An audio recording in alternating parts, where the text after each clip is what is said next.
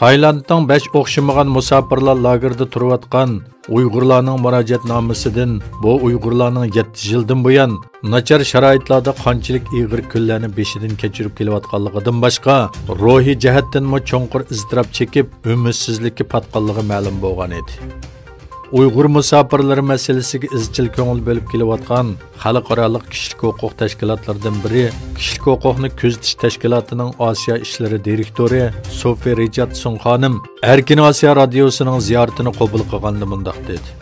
Tashkilotimizning Tayland tarmog'ida maxsus mushu Uyg'ur musofirlar masalasi ustida xizmat qilayotgan 2 nafar xodimimiz bor. Ulardan 2 hafta avval Taylanddagi Uyg'urlarning vaziyatiga oid bir qism ijobiy ma'lumotlar topshirib olgan edi. Tayland bir tarafdan Xitoyning besimiga bo'y bermay, ularni Xitoyga qaytarmagan bo'lsa-mu, yana bir tarafdan o'xshashli Amerikaning besimiga bo'y bermay, ularni erkinlik chiqarib ozod qilmay kelmoqda. Biz bo'lsak koronavirus sababli diqqat chechiladigan bir vaziyatdan foydalanib, masalani boshqa yo'nalishga burash orqali ularga yordam qilish yo'llarini izlamoqda edik.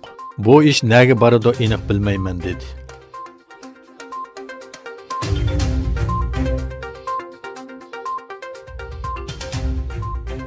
Chet ellarda yashayotgan Uyg'ur san'atkorlari orasida peshqadam atoqliq san'atkor va naqshchi sifatida Uyg'ur elining ishchi sirtida tonilgan Oyturg'an Hasanova 2 mart kuni 87 yoshida hayot yo'lini oxirlashtirdi. Sig'indingmi qatorliq necha o'nlagan naqshlar bilan Uyg'ur xalqining yurkini chekkan O'zbekiston Jumhuriyatining xizmat ko'rsatgan artisti Oyturg'an Hasanovaning vafoti chet ellardagi bo'libmi O'rta Osiyo jumhuriyatlaridagi Uyg'urlarni motamga cho'mdirdi.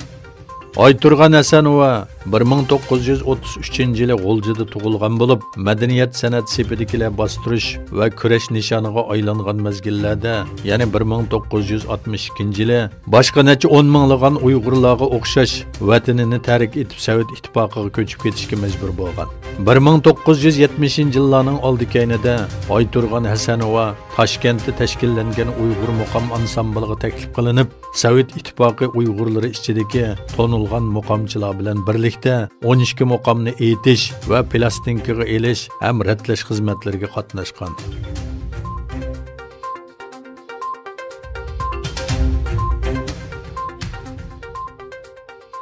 Turkiya Qarabağ Universiteti Yengila klubi bilan Türkiye Yoshlar Vakfi birlikte uyushtirgan Sharqi Turkiston Akademiyasi faoliyatining 3-haftasida Ankara Hoji Bayram Vali Universitetining o'qituvchisi professor Dr. Abdurashid Jelil Qarluq taklif bilan Sharqi Turkistonning dini, iqtisodiy va madaniyat hayoti haqida leksiya so'zladi. O Sharqi Turkistonda 130 xildan ortiq qazilma boyligi borligini bildirib, bu Xitoydagi umumiy qazilma boyligining 83%ni tashkil qiladi. Mis zapas miqdori bekmol va nurg'un oltin konlar bor. Neft zapas miqdori 160 milliard tonna. Sharq Turkiston strategik va jug'rofiylik o'rni jihatdan dunyoda muhim bir o'rinda turadi dedi. U yana mundaq dedi. Sharq Turkistondagi yer osti va yer usti boyliqlari Xitoyning ishtihosini cho'ngaytgan asosli omillardan biridir. Bo'libmi 1990-yillardan buyon Xitoyning ko'chman siyosati, rayonni xitoylashtirish va nopus qurilmasini o'zgartirish o'rinlashtirishi natijasida Sharq Turkistonda turklar bag'ansiri chetga qilib, Xitoylar bag'ansiri beyidi. Urumchiga o'xshash sanoat va savdo shahrida nopusning 97%ni Xitoylar tashkil qilganligi ma'lum.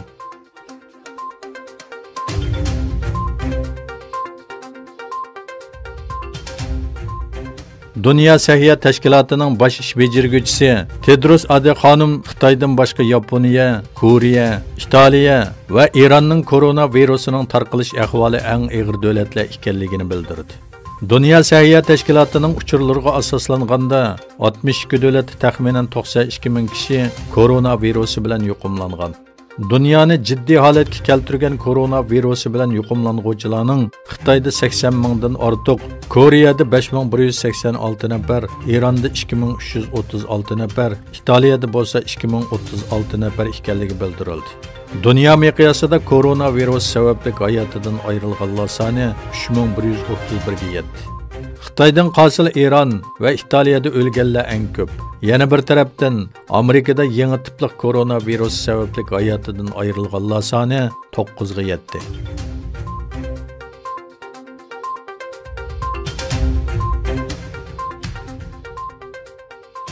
Shveysariyaning Lozan shahrida o'tkazilgan Xalqaro Olimpik komiteti ijroiya komiteti yig'inidan keyin yozma bayonot e'lon qilgan ijroiya komiteti koronavirus hujumi sababli kechiktirilishi kun tartibga kelgan 2020 yillik olimpik musobaqasi haqida Dunyo sahiyat tashkilotining tavsiyalariga hurmat qiladiganligini bildirdi. Xitoyda o'tirg'i chiqqan Wuhan virusi sababli Iroq sharq boshchiligidagi nurg'un davlatlarda kollektiv tantarbiya faoliyatlari amaldan qoldirildi yoki kechiktirildi. Bu yil yozda o'tkaziladigan Tokio olimpik musobaqasining kelajagimi endish qo'zg'ashga boshladi. Yaponiya olimpik ministri Hashimoto tünügün e'lon qilgan bayonotida yangi tipli koronavirus sababli 2020 yillik Tokio olimpik musobaqasining yil oxiriga kechiktirilishi mumkinligini aytgan edi.